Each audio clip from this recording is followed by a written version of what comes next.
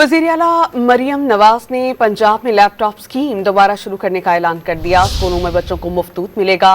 Google international 3 lakh बच्चों की तरबियत करेगा। आगाह किया कि पंजाब की तारीख का सबसे बड़ा टैक्स फ्री बजट पेश किया।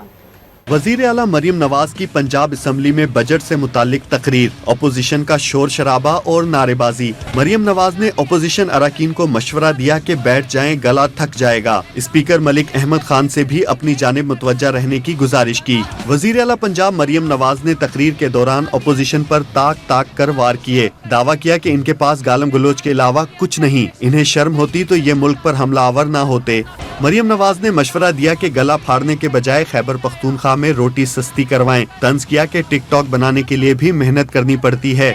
मरियम नवाज ने आगाह किया कि 400 अरब रुपए का तारीखी किसान पैकेज ला रहे हैं। दावा किया कि सूबे के अस्पतालों में मुफ्त दवाई दोबारा मिलना शुरू हो गई है। मुस्तहिक तलबा की तालीम का खर्च भी उठाने का ऐलान किया। वज़ीर आला पंजाब मरियम नवाज ने अज़्म जाहिर किया कि अपोजिशन को अपनी कारकर्दगी से शिकस्त देंगे।